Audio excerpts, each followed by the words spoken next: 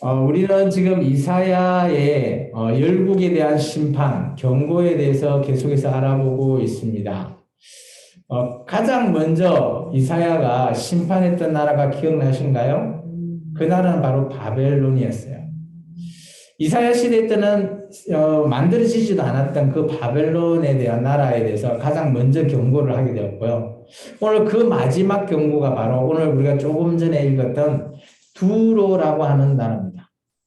놀랍게도 이 바벨론과 두로 시작과 끝이죠. 이거에 대한 경고의 말씀인데 놀라운 거는 우리가 요한계시록에 가보시면 17장, 18장인가요? 거기 하면 두로와 바벨론의 또 마지막에 멸망을 또 선포하고 있죠. 물론 그때의 나라 이름이 바벨론이 될지 두로가 될지는 알 수 없지만 그것이 성경에서는 그 마지막 나라 바벨론 그리고 두로에 대한 멸망을 또다시 소개하고 있습니다.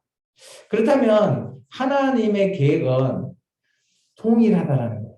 이사야 시대 때나 사도 요한이 봤던 요한계시록 시대 때나 또 지금 우리가 살아가고 있는 지금 우리 이 시대 때도 언제가 될지 모르겠지만 그 마지막 때에 바벨론이라고 하는 나라, 물론 그 이름을 쓸지 안 쓸지는 알 수 없지만 그런 나라가 또 멸망하게 되는 그리고 난 이후에 주님의 재림 뭐 이런 것들을 우리가 볼 수 있다라는 거죠.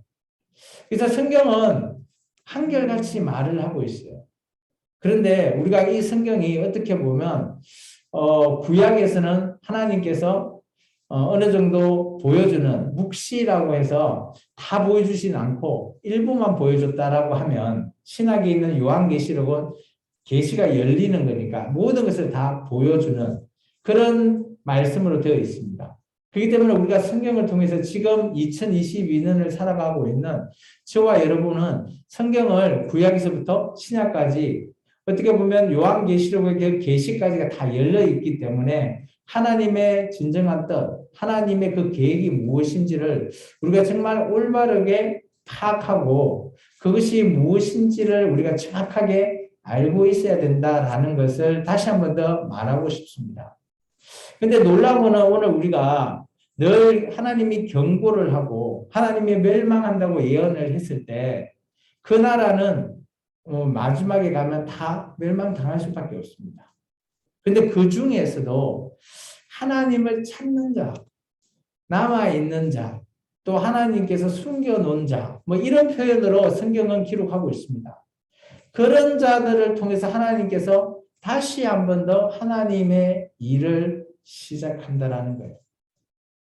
오늘 우리가 보고 있는 23장은 이사야 선지자가 보고 있는 두로라고 하는 이 당시에는 어떻게 보면 무역의 이 두로라고 하는 나라는 무역의 어마어마한 그런 뭐 집대성이 되었던 나라라고 해야 될까요?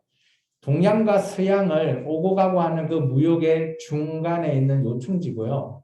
이게 또 섬으로 되어 있어서 우리가 좀 전에 말씀을 읽어봤지만 사절에 보면 바다 위에 요새로 되어 있대요. 그래서 이 나라가 보면 한 역사적으로 봤을 때 5번 정도 침입을 했던 외세에 침입당했던 그런 나라인 것 같아요. 아수르 때 한 2번 있고요. 바벨론 때도 있었고요. 그 이후에도 페르시아 그리고 그 다음 제국인 헬라 제국까지도 이 두로라고 하는 나라를 계속 침략을 했다는 거예요. 그런데 이 나라가 쉽게 망하지는 않았겠죠. 그런데 오늘 23장은 언젠가는 이 나라가 망할 날이 있다는 겁니다. 그래서 이 나라는 어떻게 보면 뭐 부와 뭐 사치 나중에 보면 이 나라가 무엇을 잘못했냐라고 했을 때 하나님께서 구절을 통해서 보면 이들이 모두게 누리고 있는 영화 이런 것들이 그들의 사치 그리고 교만이 그들의 문제가 되었다라는 거죠. 그런 말미암아 하나님께서 이 나라도 멸망당할 수밖에 없다라는 말씀으로 하나님께서 이 두로에 대한 문제를 심판하고 계십니다. 여기서는 경고라고 하죠. 그래서 우리가 하나님 앞에 경고받을 때, 우리가 어려울 때 하나님께 경고받으실까요? 저는 그렇게 생각하지 않습니다.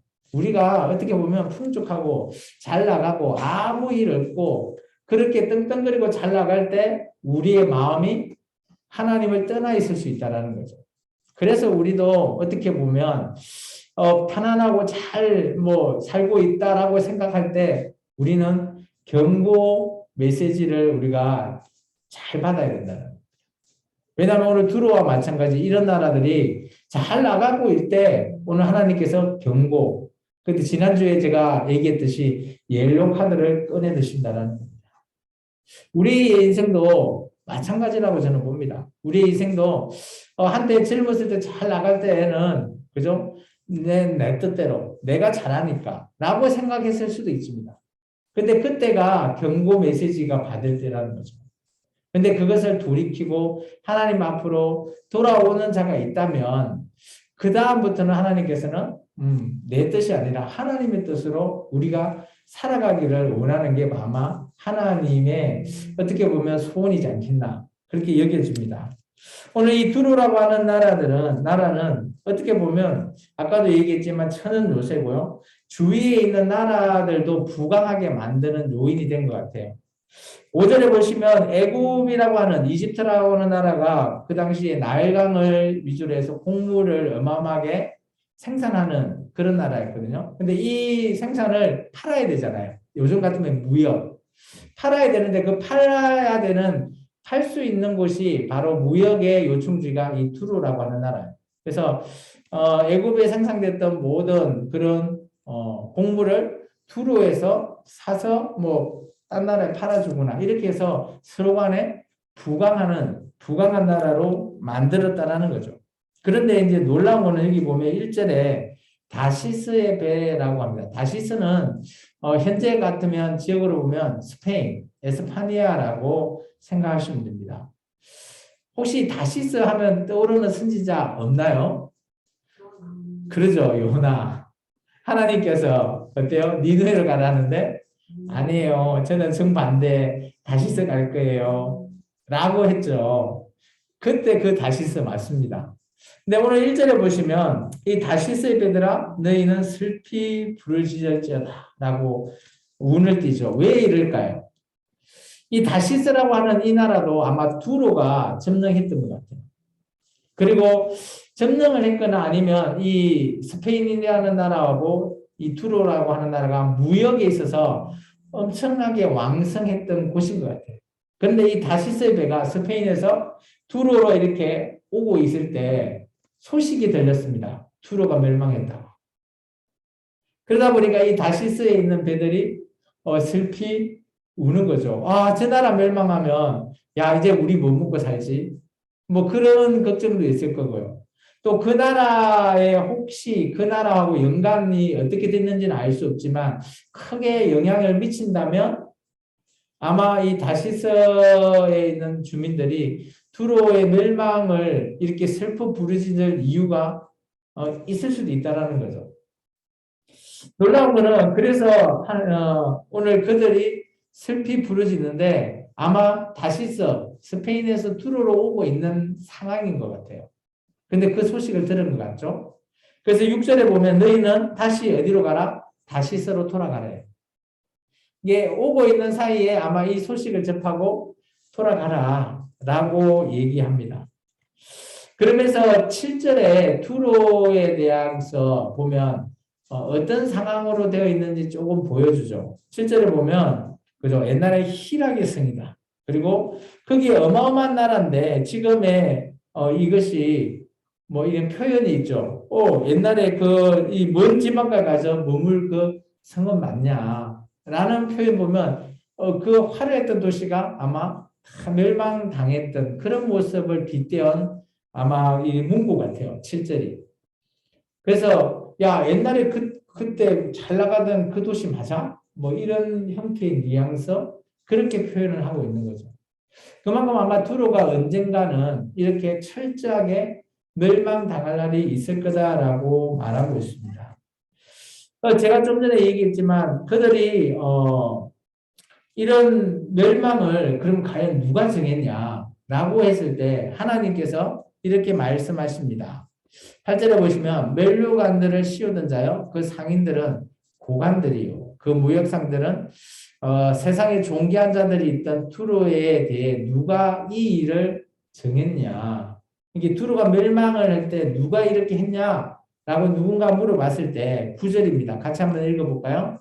만군의 여호와께서 그것을 정한 것이라. 모든 누리던 영화를 욕되게 하시며 세상의 모든 교만한 자가 멸시를 받게 하려 하십니다. 이거 누가 했다고요? 하나님께서 하셨다. 이들의 그죠? 여기는 영화라고 하는데 요즘 우리 같은 표현을 하면 사치가 더 맞을 것 같아요. 부유함 속에 사치를 많이 하고요. 그리고 이들이 세상 모든 교만한 마음을 가진대요. 요즘 같으면 우리가 뭐 갑질 뭐 해야 되는 그런 세상 뭐 그렇게 봐도 상관없을 것 같아요. 이게 어떻게 보면 잘 살고 자기만 알고 개인주의적인 그런 행동을 해갈 때 하나님께서 이런 모습을 못 보겠다라는 거죠.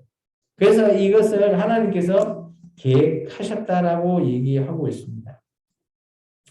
그러면서 하나님께서 이렇게 얘기하고 있습니다. 10절에 보시면 딸 다시스요. 이게 다시스가 아마 그게 어떻게 보면 두로의 뭐 점령국 정도로 보인 것 같아요. 그리고 나일과 같이 너희 땅에 넘칠지어다. 너희 속박함이 다시는 없다. 속박함이 없다라는 거 보면 아마 두로가 다시스를 점령했을 것 같은, 그래서 이제부터 너희는 해방되었을 것이다 라는 표현을 하나님께서 말하고 있어요. 그러면서 여호와께서 바다 위에서 그의 손을 펴서 그죠, 열방을 흔드셨대요. 이게 이제 하나님의 크신 계획인 것 같습니다. 그리고 가나안 땅을 통해서 하나님께서 주변 나라가 여호와 하나님이 어떤 분이시다라는 것을 알려야 되는 남유다와 북이스라엘이 그런 일을 못하니까 이제 하나님께서 아예 주변 열방들을 다 흔들어 버리고 다 멸망시키는 그런 계획을 살피신다는 거죠. 어떻게 보면 첫 번째 계획을 우리가 이제 우리식으로 표현하면 플랜 A죠. 플랜 A는 이스라엘 민족이 주변 나라들을 잘 전도해서 하나님을 알게 해서 하나님은 이런 분이시다라는 것들을 이렇게 전하는 그런 것이 플랜 A였는데 이게 실패하다 보니까 하나님께서 플랜 B를 시작하십니다. 그 플랜 B가 하나님께서 손을 펴서 주변 나라들을 다 흔들어 버린대요. 이 말은 다 멸망시키고 하나님께서 새롭게 계획하시겠다라는 거죠. 이 세상을, 그 가나안 땅을. 그래서 남유다와 북이스라엘도 언젠가는 이 계획 속에서는 멸망당할 수밖에 없다라는 것을 보여주고 있죠. 그러면서 하나님께서 너 학대받는 처녀 딸 시돈, 이 시돈이라고 하는 나라와 두로라고 하는 나라는 어떻게 보면 가까운 그런 나라라고 보시면 됩니다. 그래서 이 시돈이라는 것도 마찬가지인 것 같아요.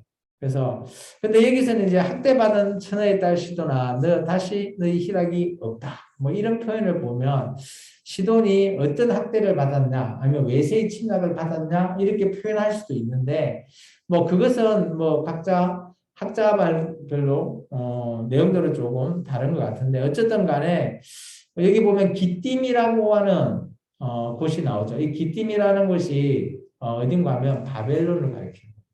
그래서 죄송해요. 로마를 가리킵니다. 이게 여기 있는 시돈이 로마로 아마 두로가 멸망당할 때 이 시돈도 영향을 받지 않았나. 그래서 아마 이들이 도망을 뭐 로마까지 뭐 갔었지만 가도 너희는 소용없다라는 거예요.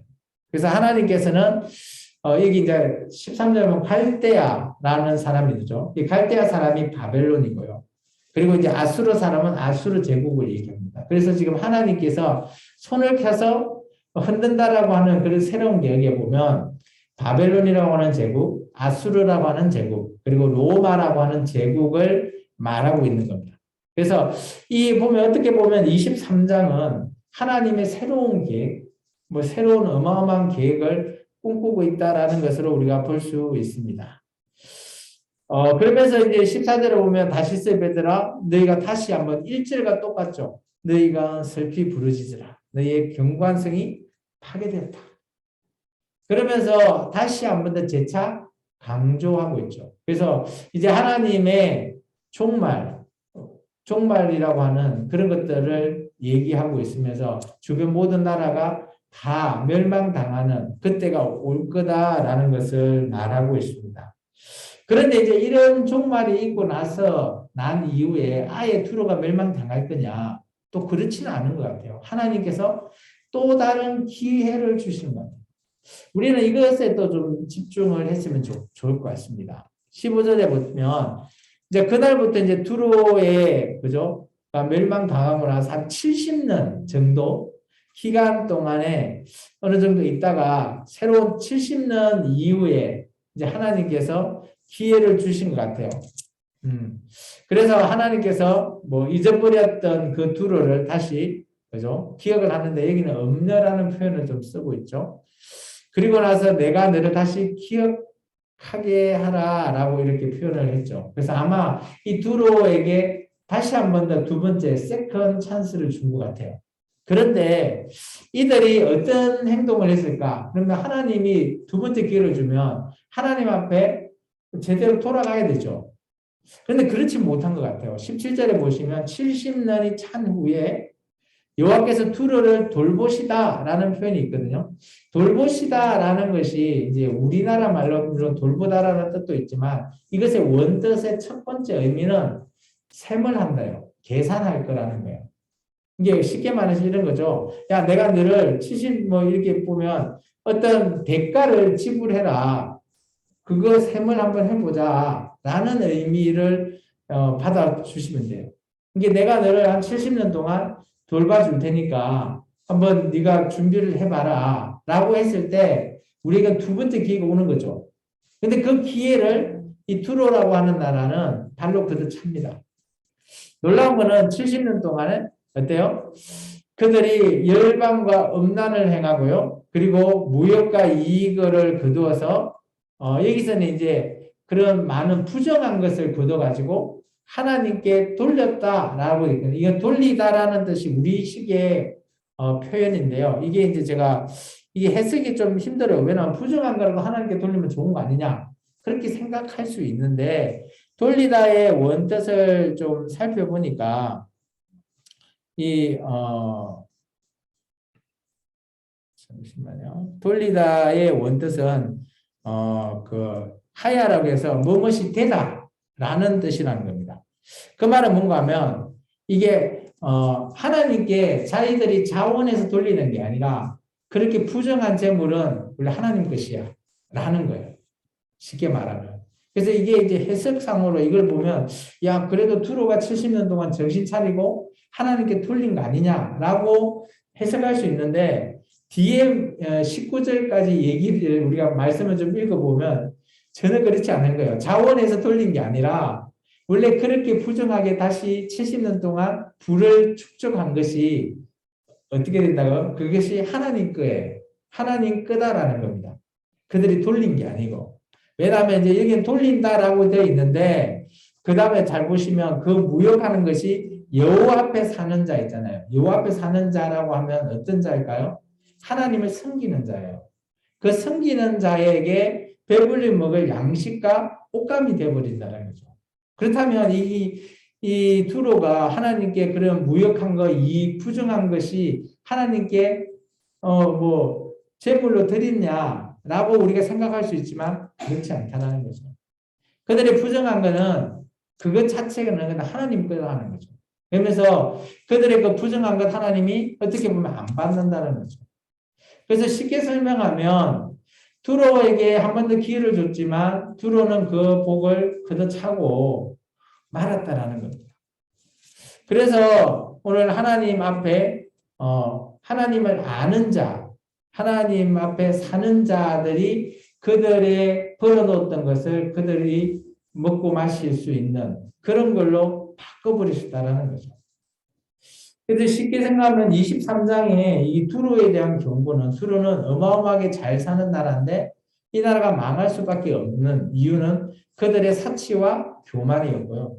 그래서 우리에게 적용해 볼 수 있는 거는 우리가 잘 나갈 때 우리가 한번 되돌아봐야 된다는 거죠. 우리가 사치하거나 또 우리가 교만해져 있거나 라는 것들을 우리가 좀 우리를 좀 살펴봐야 될 필요도 있을 것 같고요. 두 번째는 그런 잘못 속에서 망했다라면 다시 하나님께서 기회를 주셨죠. 70년 후에 회복할 기회를 줬는데 그 기회를 줬는데도 이 두로는 그 기회가 기회라고 생각하지 않았던 것 같아요. 그리고 하나님을 찾지 않았던 것 같습니다. 그래서 좀 중요한 거는 우리에게도 두 번째 기회가 온다고 하면 첫 번째 우리가 뭐 이런 상은 아니겠지만 어쨌든 간에 하나님께 기회를 오면 그 기회를 잡을 수 있는 자가 되어야 되지 않겠냐라고 생각되었습니다. 그리고 오늘 24장에 가보시면 이사야가 좀 전에 이제 열국에 대한 심판을 했는데 이 24장은 조금 어마어마합니다. 이사야 선지자가 봤는데 놀라운 거는 이것은 세상의 전체 심판인 거예요. 이 전체 심판이다 보니까 이게 요한계시록과 많이 닮아 있습니다. 그래서 24장을 읽어보면 그 요한계시록과에 닮아 있는 부분이 너무 많아요. 그래서 그런데 이제 보면 이 이사야가 본 것이 어때요? 묵시다 보니까 일부만 보니까 순서가 좀 달라요. 요한계시록이랑. 계시록은 다 열려 있는 거잖아요.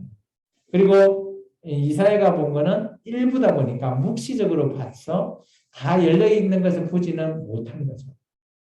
근데 결론은 이사야가 보면 이 세상 종말이 있으면 어떻게 될 것 같아요? 세상은 말 그대로 다 망해버려요. 우리가 예수님 재림 전에 모든 세상이 망하는 그런 요한계시록의 상황에처럼 망하는데 그 중에서도 하나님께 경배하는 자가 있다라는 거예요. 요한계시록도 똑같죠. 하나님 인침받는 자가 있을 거라는 거죠. 그런 자. 이게 이사야의 제가 종말론이라고 했는데 이 종말론에 우리가 봤을 때 암울하고 그죠? 이 종말을 통해서 무섭고 이럴 이유는 없다라는 거죠.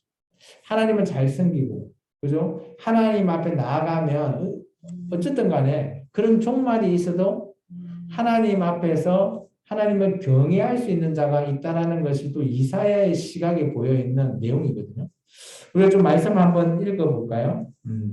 1절에서부터 한번 13절까지 같이 한번 읽어보겠습니다. 보라, 여호와께서 땅을 공허하게 하시며 황폐하게 하시며 지면을 뒤엎으시고 그 주민을 흩으시리니 백성과 제사장이 같을 것이며 종과 상전이 같을 것이며 여종과 여주인이 같을 것이며 사는 자와 파는 자가 같을 것이며 빌려주는 자와 빌리는 자가 같을 것이며 이자를 받는 자와 이자를 내는 자가 같을 것이다. 땅이 온전히 공허하게 되고 온전히 황무하게 되리라. 여호와께서 이 말씀을 하셨느니라. 땅이 슬퍼하고 세잔하며 세계가 쇠약하고 세잔하며 세상 백성 중에 높은 자가 쇠약하며 땅이 뭐 또한 그 주민 아래서 더럽게 되었으니 이는 그들이 율법을 범하며 율례를 어기며 영원한 언약을 깨뜨렸습니다. 그러므로 저주가 땅을 삼키고 그 중에 사는 자들이 정죄함을 당하였고 땅의 주민이 불타서 남은 자가 적도다. 새 포도즙이 슬퍼하고 포도나무가 세잔하며 마음이 즐겁던 자가 다 탄식하며 솟구치는 기쁨이 그치고 즐거워하는 자의 소리가 끊어지고 수금 타는 기쁨이 그쳤으며 노래하면서 포도주를 마시지 못하고 독주는 그 마시는 자에게 쓰게 될 것이라. 약탈을 당한 성읍이 허물어지고 집마다 닫혀서 들어가는 자가 없으며 포도주가 없으므로 거리에서 부르짖으며 모든 즐거움이 사라졌으며 땅의 기쁨이 소멸되었도다. 성읍이 항무하고 성문이 파괴되었습니다. 세계 민족 중에 이러한 일이 있으리니 곧 감람나무를 얻는 같이 포도를 거둔 후에 그 남은 것을 줌 같을 것이니라. 아멘. 여기 우리가 말씀 읽어본 게 어때요? 암울하죠. 놀라운 거는 1절에 보시면 막 하나님께 땅을 공허하게 하시고 황폐하게 하시고 지면을 뒤엎어 버린대요. 지면을 뒤엎은다는 뜻이 뭐예요? 지금 우리 식에 표현하면 지진 뭐 이런 거가 막 나겠죠. 그러면서 그 땅에 있는 주민을 다 흩어버리겠대요. 이 날이 언젠지 알 수 없어요. 저희도 알 수 없죠. 뭐 요한계시록도 그 날이 언제가 될지 우리가 몇 년도가 될지 아무도 알 수 없어요. 그런데 이런 날은 언젠가는 있을 거라는 거죠. 이 놀라운 거는 이게 계시록과 너무 닮아 있다는 거죠. 이게 어떻게 보면 사도 요한 전에 이사야가 본 이 부분이 이사야가 봤던 이 부분이나 한 800년 후에 사도 요한이 봤던 요한계시록이나 차이가 별로 없다라는 거예요. 놀라운 겁니다. 그러면서 2절에 보시면 여러 종류의 사람들이 나오죠. 근데 이런 모든 종류의 지금 같으면 뭐 가불관계 그런 것 같은데 이런 자들이 다 아예 뭐 사라져 버리겠죠. 이런 상황이 오면. 그런데 이제 왜 하나님께서 이런 상황까지 내모셨을까? 라는 게 5절입니다. 5절은 좀 중요해서 우리가 줄을 끊으면 좋겠죠. 그 이유를 얘기하고 있습니다. 왜냐하면 땅이 거기 위에 살고 있는 사람들이 더럽다고 해요. 왜 더럽냐라고 봤을 때 여러분은 땅이 우리가 사는 게 더럽다라고 하면 우리가 뭔 짓을 했길래 땅이 더러울까요? 근데 이것은 하나님이 말씀하는 시각이에요. 첫 번째, 줄을 좀 끊으면 좋겠어요. 그 땅에 사는 사람이 율법을 범했대요. 그리고 두 번째, 하나님이 지키라고 했던 율례를 어겼대요. 세 번째, 하나님과 맺었던 이 약속이죠, 약속. 약속, 영원한 언약을 깨트려 버렸대요. 이 세 개로 말미암아 땅이 더러워졌대요. 우리가 땅이 더러워졌다라고 할 때 가장 떠오르는 성경에 나오는 문구 하면 어디 쪽이에요? 창세기죠. 기억나나요? 창세기 쪽에 보면 소돔과 고모라 쪽에 보면 그죠? 땅을 더럽혀졌다. 그런 표현도 나와요. 어쨌든 간에 이 당시 사람들은 이걸 세 가지는 뭐예요? 하나님과의 관계잖아요. 하나님과의 관계가 깨져버린 겁니다. 그래서 이 땅에 저는 이렇게 생각해요. 세상이 종말이 올 때는 하나님을 인정하는 사람이 한 명도 없을 때 세상의 종말이 오는구나 라고 볼 수 있습니다. 저와 여러분이 교회에서 하나님을 알고 하나님을 믿는다면 절대 종말이 오지 않겠죠. 개인적인 종말은 오겠지만 세상의 종말은 아직 진행 중이라는 겁니다. 그런데 이런 상황이 올 때는 세상의 종말이 온다는 거죠. 그리고 여기 보면 이 땅에 있는 모든 사람들이 어떤 사람인지 보면 13절에 보시면 세계 민족을 얘기해요. 그러면 이 지구에 살고 있는 모든 민족이 이렇게 된다는 거예요. 13절의 표현은 저는 많이 와닿지 않아요. 감람나무를 여러분은 본 적이 있으신가요? 올리브 나무인데 우리는 눈에 익지 않죠. 근데 이것은 순수하게 저쪽에 이스라엘 민족 편에서 표현법이에요. 감람나무를 흔들면 막 올리브가 떨어지겠죠. 그리고 우리가 포도나무에 포도를 거두고 난 이후에 남아있는 거 있죠. 막 땅에 떨어진 포도 열매 송이 여러 개 있는데 수확하다가 보면 막 떨어지기도 하잖아요. 이게 좋은 거 말고 떨어져 남은 거 그런 거 줍는 것 같은 그런 표현을 하고 있어요. 언제? 이 땅에 종말이 올 때. 그렇다면 이 땅의 종말은 지진과 같은 막 흔들리거나 그리고 남아있는 게 먹을 게 전혀 없거나 뭐 그런 상황을 맞이한다는 겁니다. 또 놀라운 거는 이제 14절부터인데 14절부터 16절까지는 이런 상황에서도 하나님을 찾는 자가 있다라는 거예요. 놀라운 거는. 같이 한번 읽어볼까요? 14절입니다. 무리가 소리를 높여 부를 것이며 여호와의 위엄으로 말미암아 바다에서부터 크게 외치리니 그러므로 너희가 동방에서 여호와를 영화롭게 하며 바다 모든 섬에서 이스라엘의 하나님 여호와의 이름을 영화롭게 할 것이라. 땅 끝에서부터 노래하는 소리가 우리에게 들리기를 어려우신 이에게 영광을 돌리세 하도다. 그러나 나는 이르기를 나는 쇠잔하고 나는 세잔하였으니 내게 화가 있도다. 배신하는 자들은 배신하고 배신자들이 크게 배신하였도다. 14절과 16절까지는 어떻게 보면 하나님 앞에 영광을 돌리는 외치는 자가 있다라는 거예요. 영화롭게 된다. 이것은 이제 계시록하고 우리가 조금 연관을 해봐야 되는데 계시록 7장에 보면 천사가 인을 치는 장면이 나옵니다. 이게 나중에 일곱 대접 사건 때 가보면 인을 맞지 않는 자에게 하나님께서 괴롭혀라고 막 땅에서 올라온 짐승 막 이런 거를 보내시거든요.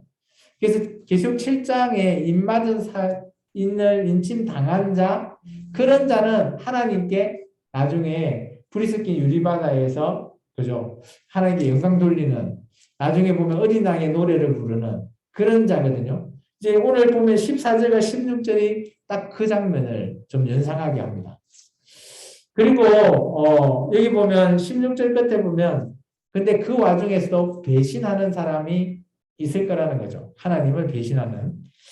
그래서 오늘 그 다음에 그 땅이 어떻게 무너지는지에 대한 표현이 17절부터 20절까지입니다. 이것은 요한계시록에 보면 여섯 번째인 하늘에서 별이 떨어지는 사건, 그 사건과 너무 닮아 있어요. 같이 한번 읽어볼까요? 땅의 주민아 두려움과 함정과 올무가 내게 이르러나니 두려운 소리로 말미암아 도망하는 자는 함정에 빠지겠고 함정 속에서 올라오는 자는 올무에 걸리리니 이는 위에 있는 문이 열리고 땅의 기초가 진동함이라. 땅이 깨지고 깨지며 땅이 갈라지고 갈라지며 땅이 흔들리고 흔들리며 땅이 취하는 자같이 비틀비틀하며 원두막같이 흔들리며 그 위에 제약이 중함으로 떨어져서 다시는 일어나지 못하리라. 이게 별이 떨어졌을 때 표현, 요한계시록의 표현이 보면 무화과 나무가 막 흔들려서 탁 떨어지는 그런 표현을 썼거든요. 근데 여기도 보면 막 원두막이 흔들거리고 막 비틀거리, 술 취한 것처럼 비틀거린대요. 땅이. 그러면 땅의 지진이나 이런 원인이 이제 여섯 번째는 별이 떨어지거나 이랬을 때 사건을 어떻게 보면 사도 요한은 이제 별이 떨어지는 것을 표현했으면 이사야는 똑같은 장면을 봤는데 땅이 막 흔들거리고 막 이런 장면을 원두막 뭐 이런 표현으로 한 것 같아요. 그리고 땅이 깨지고 갈라지고 막 흔들리고 이런 것들을 시각적으로는 아마 똑같은 장면을 봤을 거라고 저는 생각돼요. 그런데 저자에 따라서 쓰여지는 표현 방법이 조금 다르지 않았나. 중요한 거는 이것이 역사적으로 봤을 때 언젠가는 일어날 일이라는 겁니다. 지금까지 일어나지 않았어요. 우리 이후에 미래의 사건이 될 거라는 겁니다. 이사야 선지자가 봤던 이 사건 또한. 그리고 하나님께서 또 다른 한 번 부분을 또 설명하고 있습니다. 이제 예루살렘이라고 하는 것. 그 이제 우리가 어떻게 보면 성경에서는 중심되는 곳이라고 하면 시온산, 예루살렘을 가리켜죠. 예, 우리가 성경에서 보면 예루살렘이라고 하는 지역이나 그곳은 정말 중요하다라고 여겨져요. 성경에서도 많이 나오고요. 나중에 계시록 같은 이런 상황에서도 그런 예루살렘이라고 하는 그곳이 참 중요한 곳으로 떠오른다는 거죠. 21절부터 23절입니다. 같이 한번 읽어볼까요? 그날에 여호와께서 높은 데서 높은 군대를 멸하시며 땅에서 땅의 왕들을 벌하시리니 그들이 제수가 깊은 옥에 모임같이 모이게 되고 옥에 갇혔다가 여러 날 후에 형벌을 받을 것이라. 그때 달이 수치를 당하고 해가 부끄러워하리니 이는 만군의 여호와께서 시온산과 예루살렘에서 왕이 되시고 그 장로들 앞에서 영광을 나타내실 것입니다. 여기 보면 21절에 그날에 높은 군대, 땅의 왕들을 벌한다라고 하죠. 이거는 이제 사람으로 생각하시면 안 될 것 같아요. 높은 군대, 땅의 왕, 인간 왕일 수도 있는데 이때는 계시록과 연관을 해보면 사탄을 가리키는 겁니다. 요한계시록에 가보시면 그죠? 사탄이 등장하죠. 이제 그런 장면들과 좀 연관해 보시면 될 것 같고요. 근데 놀라운 거는 그 이후에 여기서는 여호와나님께서 시온산과 예루살렘에 다시 왕이 되신다는 거죠.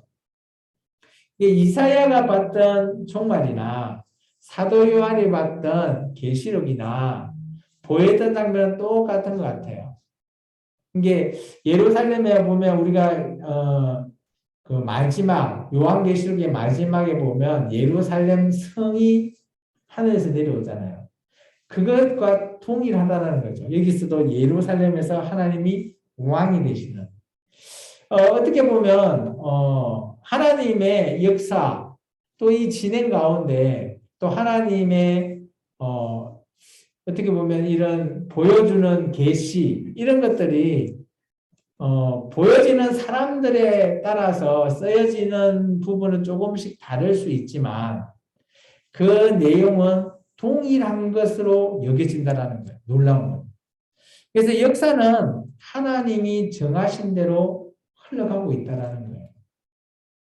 그래서 우리는 지금 과거, 어떻게 보면 지금 우리 쪽에서 보면 2000년, 3000년 전의 내용의 성경의 말씀을 우리가 보고 있는데 이런 계획을 하시고 모든 것들을 준비하셨던 그런 내용들의 역사는 지금도 하나님께서 끝까지 이 역사를 끌고 가고 계신다는 거예요.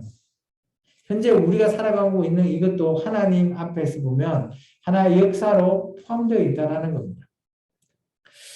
그래서 여기서 정말 중요한 거는 저는 14절과 16절에 하나님께 외치는 자, 그때라도 하나님께 외치는 자가 있을 거라는 거예요. 그러면 돌이켜 한번 생각해 보시면 하나님께서 그죠? 두로라고 하는 나라를 마지막에 쳤었을 때 그들이 교만해서 치고 그들에게 기회를 줬지만 그 두로라고 하는 나라는 어때요? 자기의 기회를 자기 발로 복을 그때 찬 거예요. 그런데 오늘 24절에 보면 세상 모두가 다 멸망당하는데 그 와중에도 자기가 복을 받을 짓을 하는 또 부류가 있다는 거예요. 하나님을 경외하고 하나님을 찾는 부류가 있다는 거예요. 그래서 놀라운 거는 저는 이렇게 생각합니다. 오늘 우리에게 굳이 이 내용을 좀 적용해보자 라고 제가 좀 고민을 해봤는데 물론 뭐 이것이 그대로 적용되지는 않을 거라 보지만 정말 이 내용 23장과 24장을 통해서 우리가 그래도 적용해 볼 메시지는 있지 않겠나라고 얘기해줬거든요. 두로를 보면서 두로가 잘 나갈 때 하나님을 찾지 않나요? 어떻게 보면 그게 교만이죠. 이게 우리도 예수를 믿었고 뭐 어려울 때 예수를 믿었고 나중에 막 예수 믿다 보니까 잘 돼. 그럴 때 예수님을 떠나는 사람이 있다라는 거죠. 우리 중에서도. 근데 그러지 말라라는 거예요. 그게 어떻게 보면 반면교사인 두로의 메시지지 않겠나. 저는 첫 번째 그렇게 바꿔요. 두 번째는 두로에게 그런 어리석은 두로에게도 두 번째 기회를 줬어요. 그런 기회를 줬는데도 어때요? 두로는 그 어리석은 기회를 발로 그득 찬 거죠. 왜냐? 하나님을 아는 지식이 없어서. 그래서 멸망당할 수밖에 없는 두로. 우리에게 적용하면 이런 거예요. 우리도 하나님께서 우리에게도 기회를 줬다라고 우리가 생각되면 우리는 하나님을 끝까지 붙잡아야 돼요. 아시겠습니까? 끝까지 붙잡고 우리가 하나님을 더 찾아야 되는 거죠. 세상에는 또 세 번째 보면 세상에 종말이 와도 그래도 하나님께 영광을 돌리는 자가 있다는 겁니다. 그 자 안에 저와 여러분이 속해 있으면 좋겠습니다. 물론 그날에 우리가 있을지 안 있을지는 모르겠지만 만약에 있다라고 가정하면 그때 세상이 종말이 와도 우리는 하나님 앞에 영광을 돌릴 수 있는 하나님 앞에 외칠 수 있는 그런 자가 되기를 주의 이름으로 축원합니다. 그래서 오늘 말씀을 통해서 우리가 이거는 뭐 구약의 말씀이라 뭐 전혀 상관이 없지 않냐라고 할 수도 있지만 이렇게 우리에게도 적용해 볼 수 있는 메시지가 있다라는 거죠. 메시지라는 것은 어때요? 하나님의 메시지는 진리시다. 변하지 않는 거죠. 오늘 역사가 그렇듯이 하나님이 계획했던 모든 역사는 하나님의 계획대로 계속 진행 중이라는 겁니다. 지금 우리 또한 하나님의 그 역사의 계획 속에 우리도 진행하고 있는 그런 우리가 역사 안에 살아가고 있는 하나님의 역사 안에 포함되어 있는 자라는 겁니다. 그래서 옛날의 말씀이나 현재 살아있는 우리에게나 이 말씀이 우리에게도 적용될 수 있다는 것을 제가 여러분에게 다시 한 번 더 말씀드립니다. 기도하겠습니다. 주님 감사합니다. 오늘도